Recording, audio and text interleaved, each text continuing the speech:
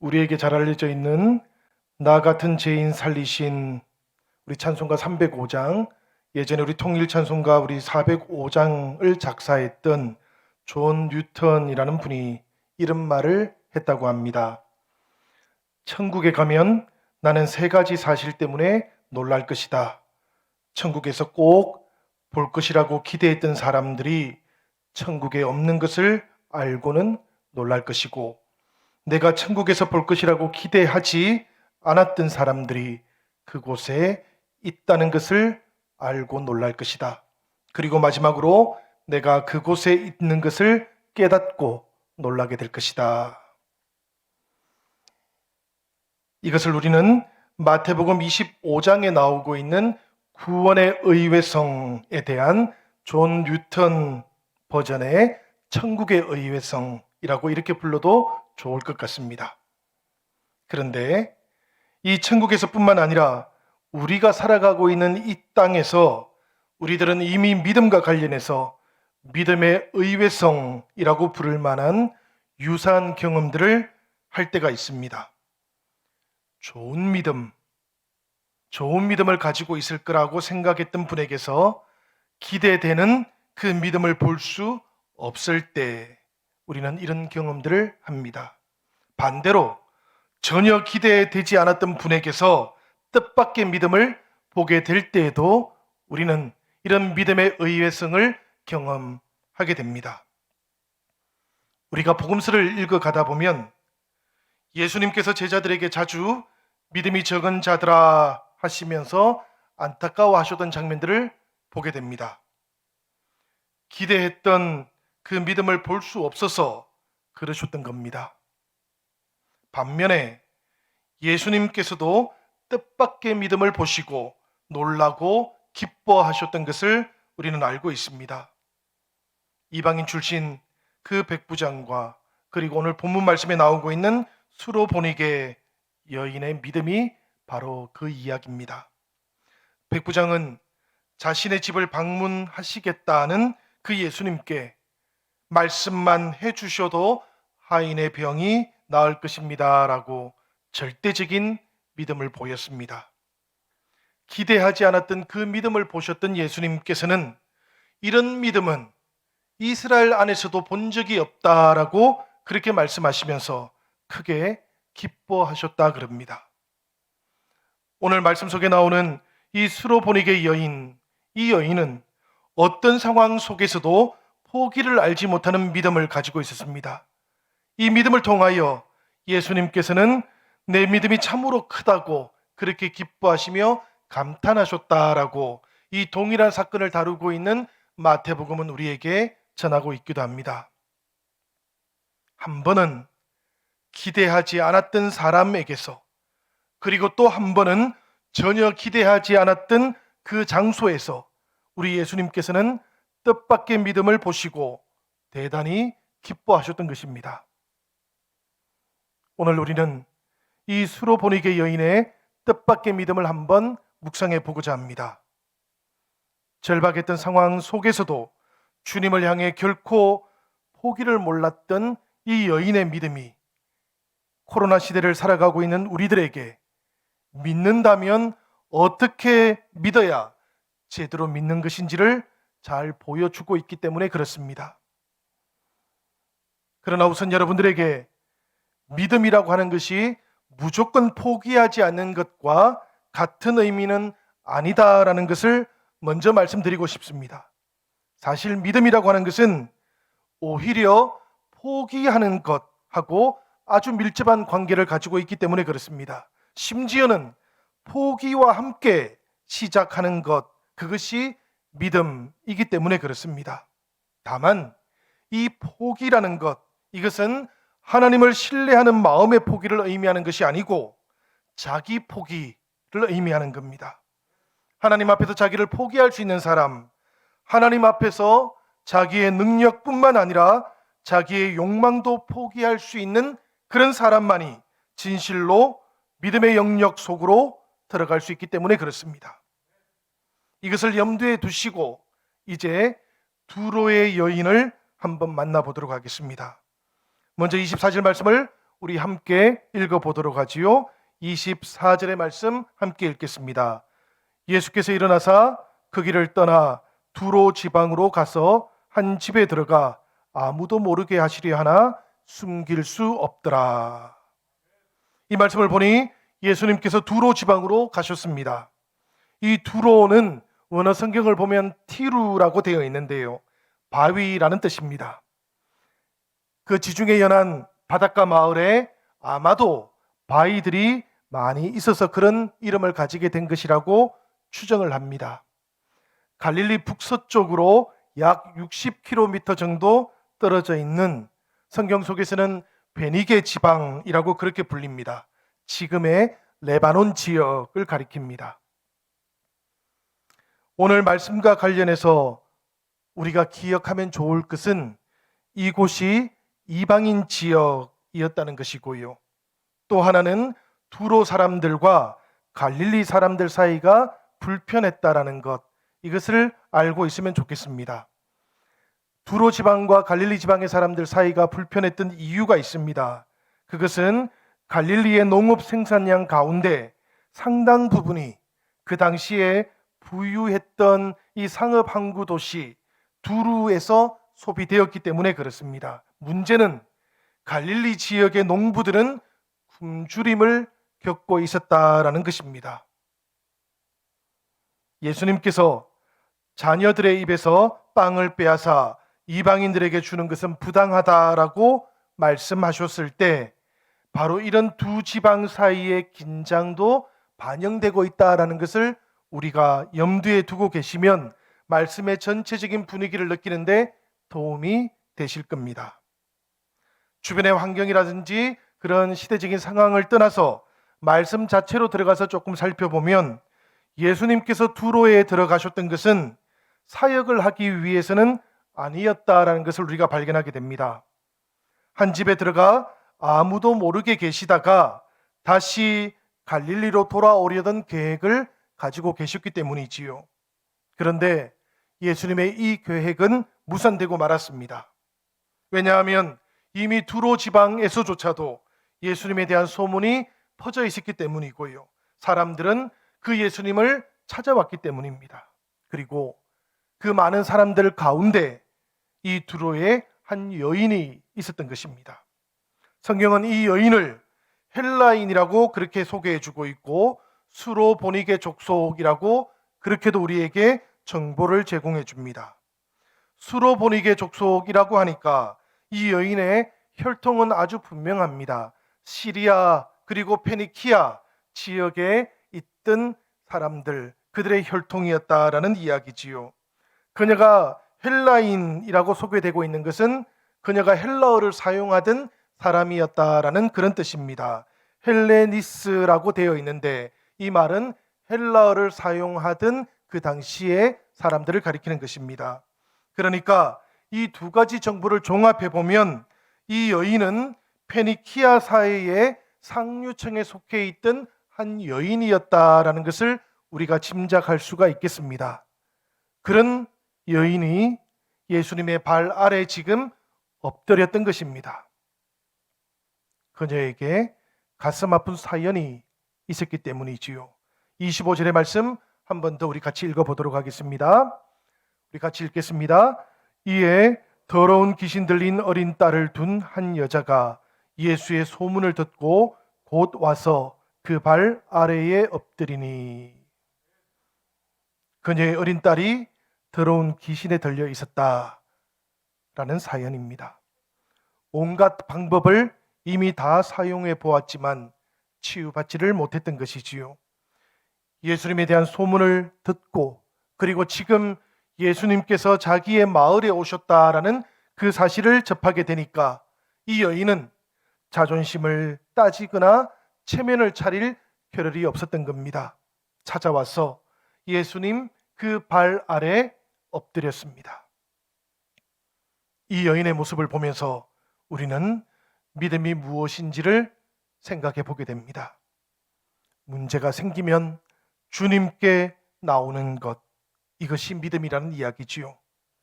문제가 있으면 주님을 찾는 마음을 가지는 것, 이것이 믿음에서는 중요하다라는 그런 이야기입니다. 최소한 주님께 상의할 수 있는 마음이 있어야 믿음이라는 것은 시작된다라는 그런 이야기입니다.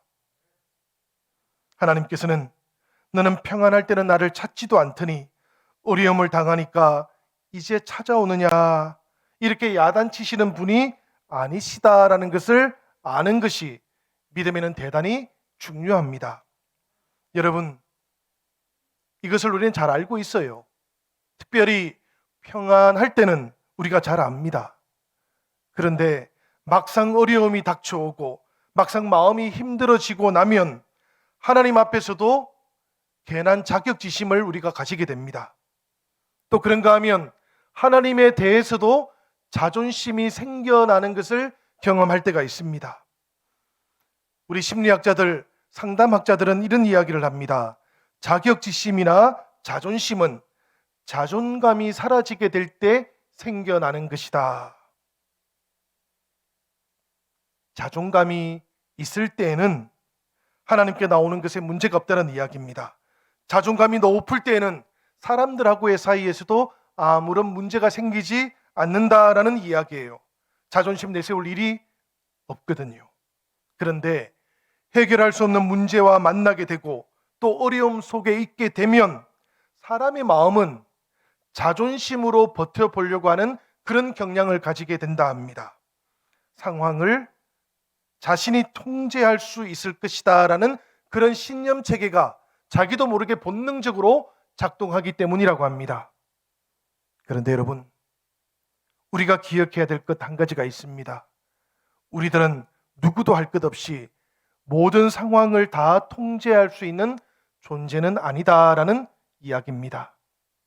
모든 상황은 내가 아니라 하나님께서 다스리시는 겁니다. 내 인생도 그렇습니다, 여러분. 내 인생의 모든 상황들도 내가 다스리고 주관하는 것이 아닙니다.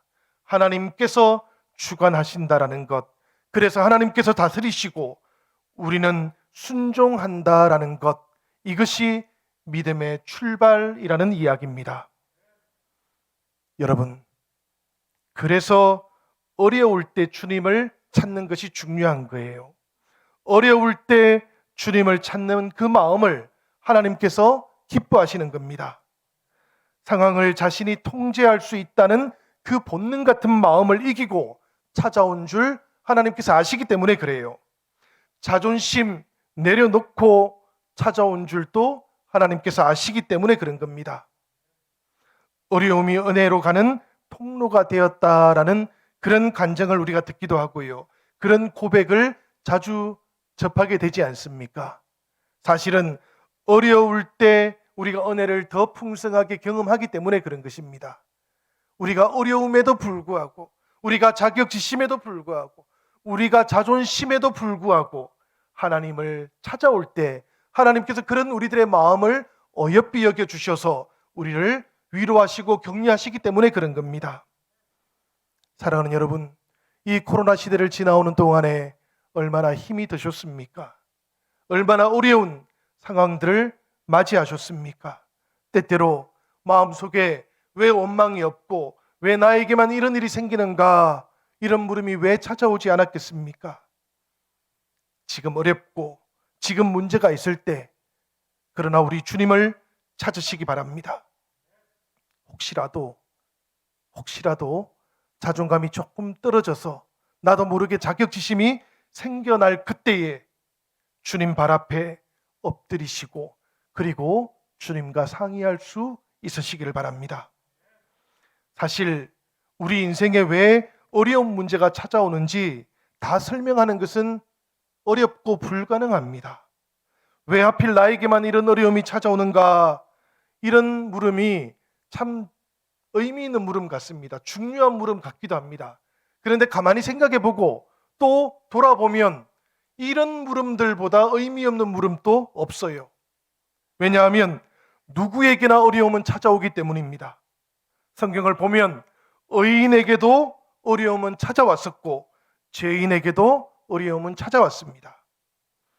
그렇기 때문에 우리는 죄를 지어서 누군가가 벌을 받는 것이다 라고 그렇게 단정 지어서도 안 되는 겁니다. 때때로 하나님께서는 우리들을 돌이키시기 위해서 그럴 수도 있으시겠지만, 그러나 세상에는 의로운 고난도 있기 때문입니다.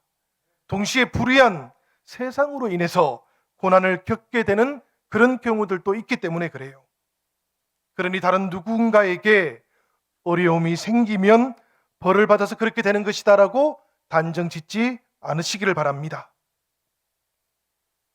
자기 신세를 한탄하는 것, 그리고 다른 사람을 판단하는 것, 이것은 의미가 없거나 혹은 방향을 잘못 잡은 겁니다. 신세를 한탄하는 것으로는 문제를 해결할 수가 없고, 다른 사람을 판단하는 것으로는 문제를 개선할 수 없기 때문에 그렇습니다. 방향을 잘 잡아야만 합니다. 문제를 해결하실 수 있는 분, 상황을 변화시키실 수 있는 분께로 우리는 나아가야 하는 겁니다. 그리고 그분 앞에 엎드릴 줄 알아야 하는 겁니다. 하나님께 엎드려서 문제를 해결받으면 그것이 은혜인 것이지요.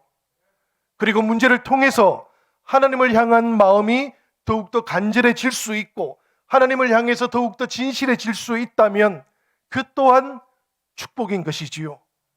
문제를 해결해서 복인 것이고, 문제를 통해서 하나님께로 더 가까이 나올 수 있다면 그 또한 복이 되는 것입니다. 그래서 우리가 하나님 앞에서 전화위복의 그 복을 누리고자 한다면 우리는 물음을 잘 던질 줄 알아야 돼요. 하나님께서 이렇게 인생들을 이끌어 가실 때에 하나님께서는 반드시 나를 향한 뜻을 가지고 계실 것이다 라는 그런 생각을 가지고 그 모든 문제들을 대할 줄 알아야 된다라는 그런 이야기입니다.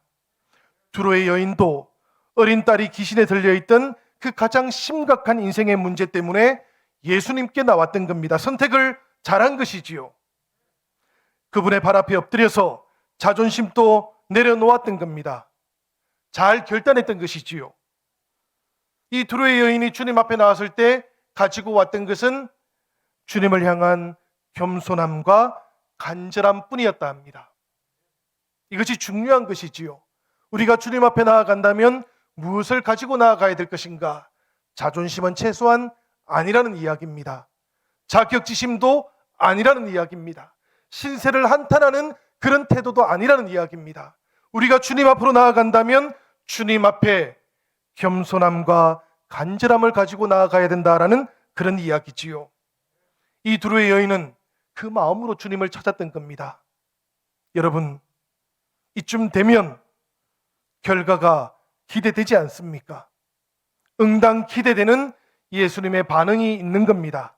그 여인의 아픈 마음을 위로해 주시고 문제도 해결해 주시는 겁니다. 그런데 오늘 우리가 읽었던 말씀을 보니까 예수님의 모습이 우리의 기대와 좀 다르십니다. 예수님께서 하시는 그 말씀이 심상치가 않으셔요. 27절의 말씀 우리 같이 한번 보도록 하겠습니다. 27절 말씀 다 같이 읽겠습니다. 예수께서 이르시되 자녀로 먼저 배불리 먹게 할지니 자녀의 떡을 취하여 개들에게 던짐이 마땅치 아니하니라. 예수님께서 이렇게 누군가의 요청을 거절하신 적이 잘 없으셔요. 예수님께서는 언제라도 사랑으로 고쳐주셨고 필요를 채워주셨습니다. 최소한 그 마음이 진실하고 겸손하다면 말입니다. 그런데 오늘 말씀을 보니까 예수님께서는 지금 이 두로의 여인의 간청을 거절하시는 것처럼 보입니다. 우리가 말씀을 읽을 때에도 그렇게 보이는데 그 현장에서 예수님의 대답을 들었던 그 여인에게는 예수님의 이 대답이 얼마나 아팠을까요? 말씀을 읽으면서 저도 그런 생각이 들었습니다. 혹여라도 예수님의 이 대답이 저 여인에게는 상처가 되지 않았을까? 동일한 상황을 전하고 있는 마태복음 15장 22절과 23절은 이 상황을 우리에게 이렇게 알려주고 있어요. 제가 한번 읽어보겠습니다. 가나안 여자 하나가 그 지경에서 나와서 소리 질러 이르되 주 다윗의 자손이여 나를 불쌍히 여기소서 내 딸이 흉악하게 귀신 들렸나이다 하되 예수는 한 말씀도 대답하지 아니하시니. 예수는 한 말씀도 대답하지 않으셨다 그럽니다. 여인은 지금 예수님을 향해서 체면이든지 자존심이든지 다 내려놓고 자신의 인생을 걸고 간청을 하고 있었는데, 예수님께서는 그 여인에게 어떤 대답도 하지 않으셨다라는 거예요. 오죽하면 침묵하고 계시던 예수님을 향해서 제자들이 예수님, 여인이 우리 뒤에서 소리를 지릅니다. 그를 보내소서라고 그렇게 간청할 정도였다 합니다. 이 말씀의 의미는 이런 거예요. 여인이 우리 뒤에서 저렇게 간청하고 있으니 예수님, 저 여인을 좀 고쳐서 보내주십시오라는 그런 이야기입니다. 그런데 이번에는 예수님께서 그 제자들을 향해서 이렇게 말씀하셨습니다. 나는 이스라엘의 집에 잃어버린 양 외에는 다른 데로 보내심을 받지 아니하였노라. 이 대답도 이 여인이 듣지 않았으니 얼마나 다행인가라는 그런 생각이 들 정도였습니다. 그렇게 제자들과 대화를 주고받는 그 상황 속에 갑자기 이 여인이 등장했던 겁니다. 예수님 발 앞에 몸을 던졌던 겁니다. 그리고는 도와달라고 그렇게 청했던 것이지요. 그때 예수님께서 하셨던 대답이 바로 우리가 읽었던 이 마가복음 7장 27절의 말씀이었어요. 자녀로 먼저 배불리 먹게 할지니 자녀의 떡을 취하여 개들에게 던짐이 마땅치 아니하니라. 여인을 향한 예수님의 대답은 아주 분명합니다. 단호했습니다. 침묵과 거절이었습니다. 예수님께서는 아주 분명하게 지금 자신이 해야 하는 일은 자녀로 먼저 배불리 먹게 하는 것이다 라고 그렇게 밝히셨습니다. 이것을 마태복음은 나는 이스라엘 집에 잃어버린 양 외에는 다른 데로 보내심을 받지 아니하였다라고 그렇게 우리에게 설명해 주고 있는 겁니다. 여러분, 이 사역의 원칙, 이 예수님의 원칙은 예수님께서 유대인들에게 배척을 받아서 십자가에 죽으실 때까지 철저하게 지켜졌습니다. 하나님께서는 언약의 백성들이 메시아를 먼저 받아들이고 그 메시아를 통해서 전해진 복음을 온 세상에 전하는 제사장 나라의 소명을 회복하기 원하셨기 때문입니다. 이스라엘이 메시아를 배척하며 예수님을 죽여버림으로 하나님과 맺었던 이 언약이 파기되었어요. 하나님을 향한 사람 쪽에서의 신실함도 일방적으로 깨어져 버렸습니다. 그때까지 하나님께서는 메시아로 보내셨던 그 예수님을 통해서 이스라엘을 향하셨던 신실하심을 끝까지 지키고 자셨던 겁니다. 예수님께서도 하나님의 이 신실하심을 자신의 사명을 통해서 끝까지 지키고 자셨던 거예요. 예수님께서는 무슨 누군가에게, 특별히 이방인에게 박정하시거나 혹은 그들을 배척하고 자셨던 게 아닙니다. 하나님의 신실하심을 예수님도 끝까지 지키려고 하셨던 거예요. 그래서 자녀의 떡을 취하여 개들에게 던짐이 마땅치 않은 것이다 라고 그렇게 대답을 하셨던 것인데요, 우리는 이 시점에서 생각을 해봅니다. 예수님의 뜻은 잘 알겠습니다. 그런데 예수님의 대답을 들었던 그 여인의 마음은 어떠했겠습니까? 마르틴 루터는 예수님의 이 대답에 대해서 이렇게 주석을 합니다. 예수님의 이 대답은 여인의 마음을, 그리고 여인의 믿음을 산상조각나게 하는 것이었다. 참으로 뜻밖의 대답이었던 겁니다. 그 대답을 들었을 때 여인은 얼마나 자존심이 상하고 얼마나 기분이 나빴겠습니까? 어떻게 이렇게 비인간적인 말씀을 하실 수 있을까? 성도들도 이 말씀을 읽으면 이렇게 느낀다고 합니다. 이런 대답을 들은 사람들 가운데 예수님을 여전히 믿을 수 있겠다라고 생각하는 사람은 또 얼마나 되겠습니까? 성도들은 그래서 이 본문의 말씀을 그냥 스쳐 지나갑니다. 그런데 여러분, 우리는 이 지점에서 뜻밖의 대답을 또 보게 됩니다.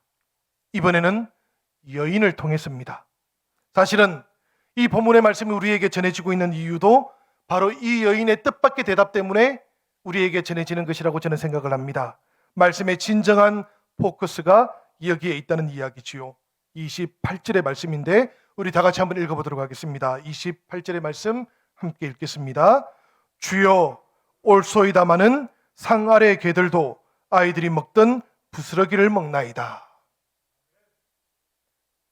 여인의 이 대답을 들으셨던 예수님께서는 이 대답을 들으시고 난 다음에 깜짝 놀라셨을 것이 분명합니다. 왜냐하면 너무나 예상 밖의 대답이었기 때문입니다. 여인도 화를 내거나 혹은 기분이 상해야 정상입니다.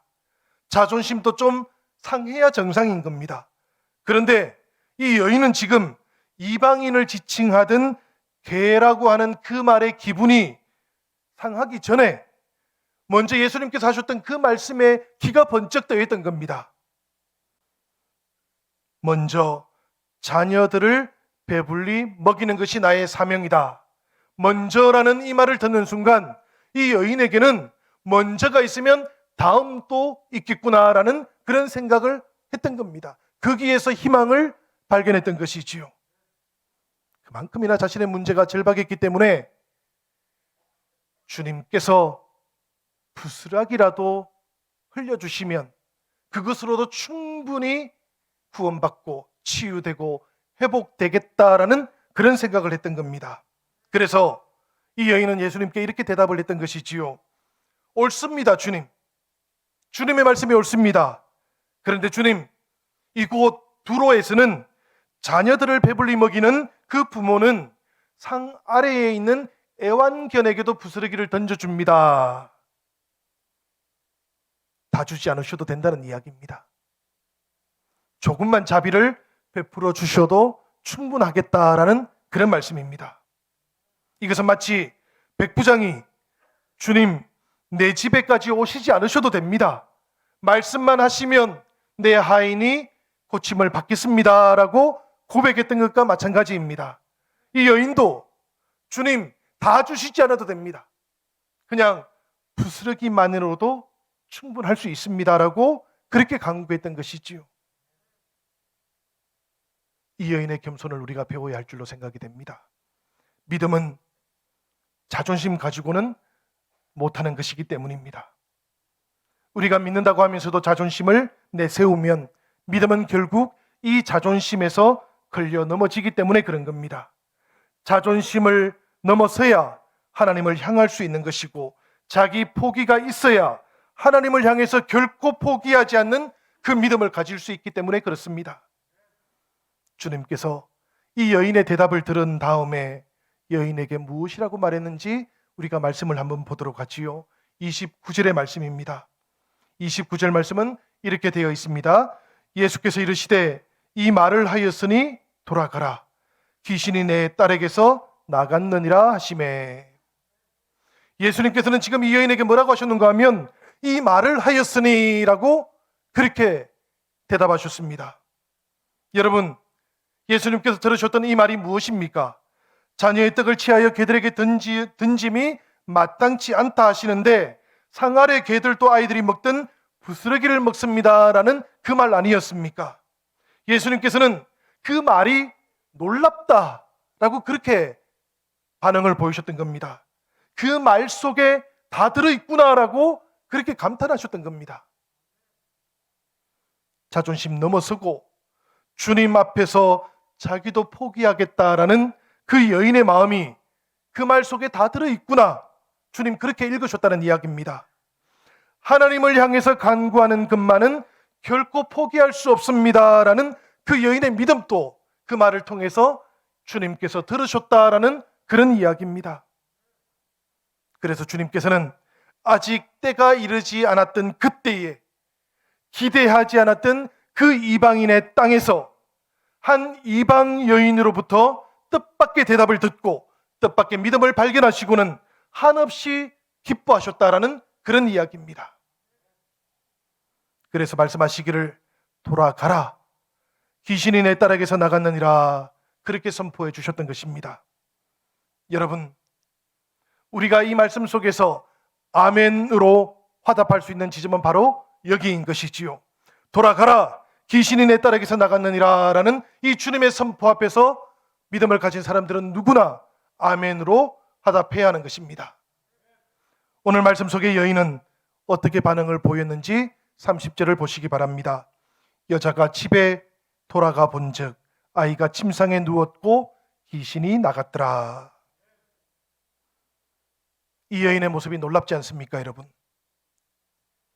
예수님께서 돌아가라, 귀신이 내 딸에게서 나갔느니라 그렇게 선포하기만 하셨는데 이 여인은 더 이상 예수님께 칭얼대지 않습니다. 더 이상 예수님을 붙잡지도 않습니다. 주님, 그렇게 말씀만 하지 마시고 저희 집에 가셔서 제 딸에게 안수해 주십시오라고 그렇게 요구하지도 않습니다. 주님, 선포해 주셨으니 이것으로 충분합니다라고 그렇게 반응을 보이는 것이지요. 그리고는 집으로 돌아옵니다. 처음에는 침묵하셨고 그 다음에는 거절하셨던 분이셨는데 저는 너무나 궁금합니다. 이 여인은 어떻게 이럴 수 있었을까? 어떻게 이런 믿음을 가졌던 것일까? 돌아가라는 이 믿음, 이 집으로 돌아가는 믿음, 이 놀라운 믿음은 어쩌면은 이미 상 아래 개들도 부스러기를 먹습니다라는 그 고백 속에 이미 다 담겨져 있었던지 모릅니다. 예수님께서는 바로 이 여인의 그 믿음을 보셨던 것인지도 모르겠습니다. 치유의 증거를 요구하지 않고 집으로 돌아가는 것, 이것이 여인의 믿음의 증거인 겁니다. 예수님 모시고 가려고 하지 않고 혼자서 돌아가는 것, 이것이 이 여인의 믿음이 가지고 있던 증거이기도 했습니다. 성도 여러분, 우리 삶에도 때때로 문제가 있어요. 때로는 문제가 해결될지 그렇지 않을지 알지 못할 때도 있습니다.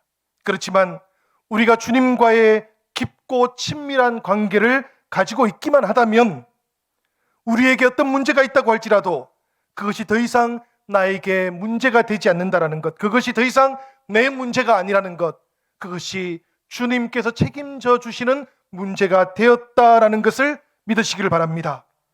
그리고 염려 대신에 주님의 말씀에 순종하면서 집으로 돌아가는 믿음의 결단을 가져보시기 바랍니다. 여러분, 우리는 늘 주님 곁에서 주님과 함께 주님 증거를 보여주세요, 주님 다 나았다는 결과를 보여주세요라고 그렇게만 요구하고 그렇게만 머물러 있는 적이 많습니다. 그러나 오늘 성경은 우리에게 아주 분명하게 집으로 돌아가는 것, 이것이 믿음이다라고 그렇게 말씀하고 있기도 합니다. 집으로 돌아가야 확인할 수 있지 않겠습니까? 오늘 이 코로나의 시대를 지나가는 동안 우리의 믿음을 돌아볼 수 있기를 바랍니다. 나는 어떤 믿음으로 살아왔는지도 돌아볼 수 있기를 바랍니다. 우리가 때때로 주님과 깊이 교제하며 살아가고 있다고는 하지만 늘 증거를 보여주세요라고 그렇게 칭을 그리는 그런 신앙에 머물러 있는 것은 아닌지도 돌아볼 수 있기를 바랍니다. 신앙이라는 것은 주님을 의지한다면, 주님을 신뢰한다면 집으로 돌아갈 줄도 알아야 되는 것이지요. 우리의 삶의 현장 그 속에 주님의 응답이 분명히 나타날 것이다라는 것, 아직 해결되지 않았다면 해결의 시점을 향해서 가고 있다는 것도 믿음으로 받아들일 수 있어야만 그것이 믿음이다라는 것도 우리가 받아들이고 결단할 수 있어야 된다는 그런 이야기입니다. 사랑하는 여러분, 우리는 이제 코로나 이후로 가는 길목에 있습니다. 다시 한번 나의 믿음 돌아볼 수 있기를 바랍니다. 믿는다면 어떻게 믿는 것이 참으로 제대로 믿는 것인지도 돌아보시고, 그리고 이 한 주간 집으로 돌아갈 수도 있는 그 믿음이 나의 믿음이 될 수 있도록 결단해 보시기를 바랍니다. 그 믿음 위에 주님께서 모든 상황들을 변화시키실 것이고, 그 믿음을 통해서 여러분들이 하나님의 나라, 그 나라의 사명을 받은 일꾼들로 세워져 갈 줄로 믿습니다. 이 은혜가 우리 사랑하는 영신교회와 모든 성도들 가운데 아름답게 나타나기를 우리 주님의 이름으로 간절히 축원합니다.